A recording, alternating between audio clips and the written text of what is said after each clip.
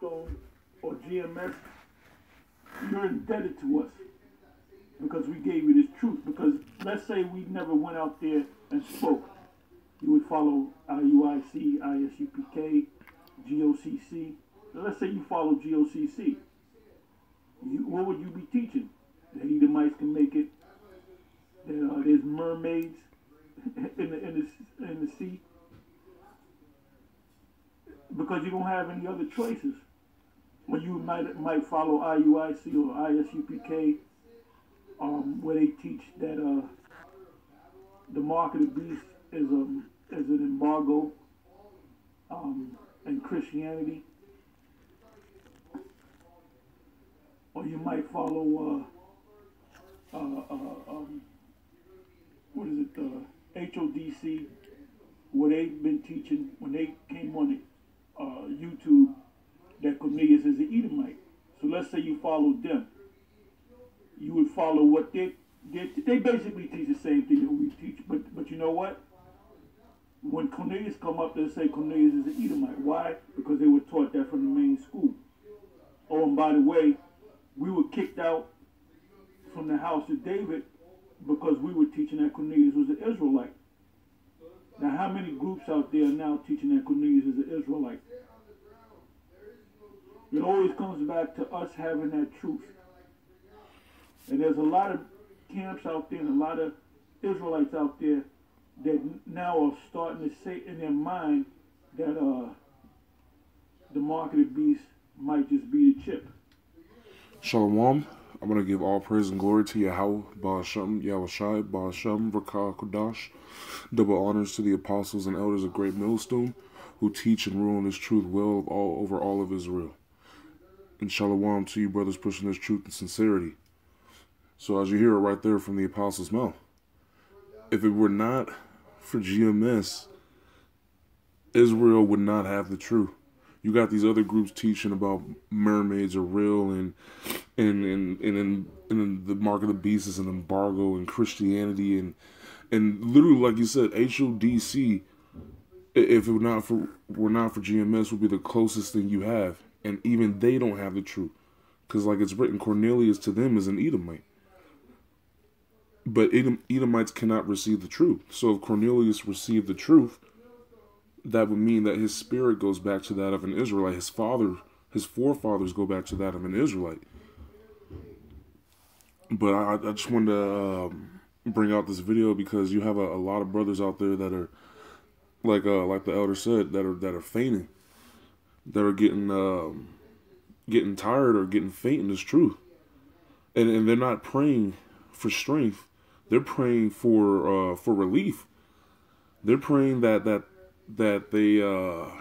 rest can come when it's work time. It's time to work harder, trying to push.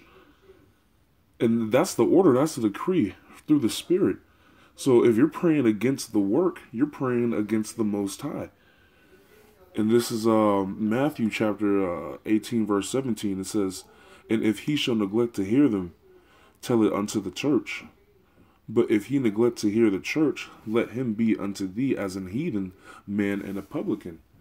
And that's speaking of the elders and going through, if you have a problem with the brother, you're supposed to take it to him head on first between you and him. But eventually, if it gets to the point where it gets all the way up to the elders and he's not listening, and then he doesn't listen to the Spirit, then he's a heathen. He's not a brother. You cast him out because he's not for this truth. This is the book of 1 Corinthians chapter 12, verse 28. "And the Most High has set some in the church, first apostles, secondarily prophets, thirdly teachers, after that miracles, then gifts of healings, helps, governments, diversities of tongues. Are all apostles? Are all prophets? Are all teachers? Are all workers of miracles?" So right there, not everybody's an apostle. First off, you got to cut that out. That mentality that you're on the same level as the ones that brought you in this truth. And then going in deeper, not everybody that's in this truth is a prophet.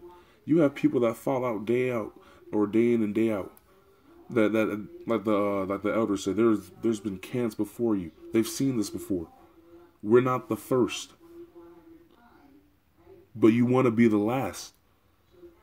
That's the point. That's why we need to do this work. That's why we need to push into overdrive. That's why we need to pick it up. Let's see here. I'm gonna actually go down to Colossians. This is Colossians 3:20. Children, obey your parents in all things, for this is well pleasing unto the Lord. Fathers, provoke not your children to anger, lest they be discouraged.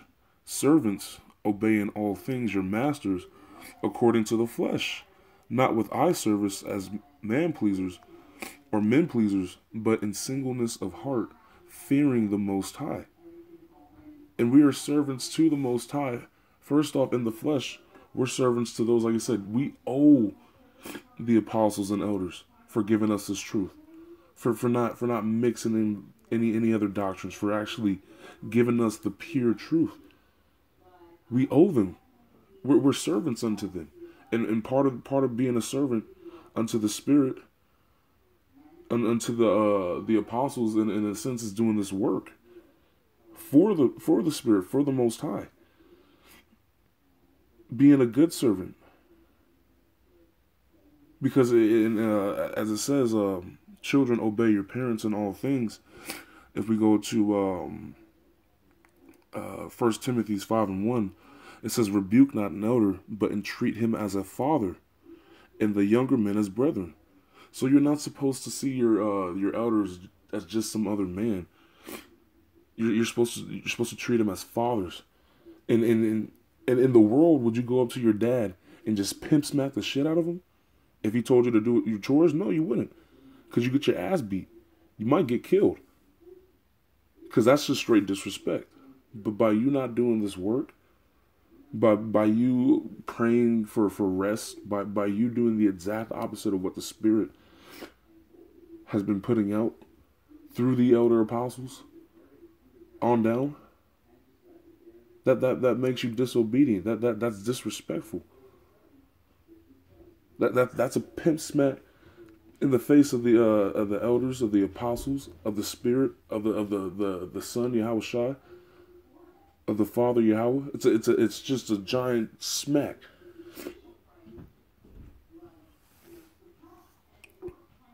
But going back to Colossians, this is Colossians 3:23. It says, and whatsoever ye do, do it heartily, as to the Lord, and not unto men.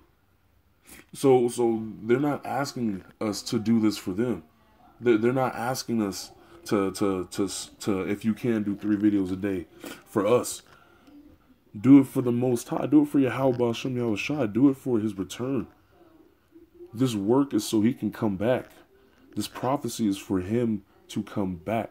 Everything has to be fulfilled, but everything must be done decently and in order. So it's not gonna be Yahushua comes back, oh, then the chip, and then martial law. No, the chip, martial law, the mark of the beast, all these prophecies must come to pass. World War III, the Battle of Armageddon. All of these things, we have to go through persecution, tribulation, not seen by any other generation, unlike to this day, before we get to see the Most High, Yahweh Ba'ashem Yahushua.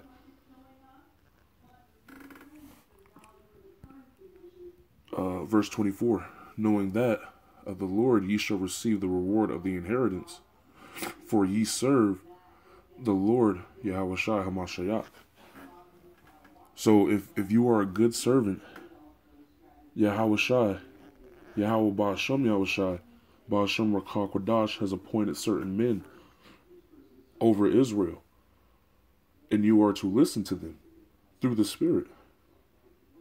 We don't serve those men through the flesh just to serve their flesh. We serve those men through the Spirit, because that's the position they've been given. They've been given a leading role, and we've been given the role to follow.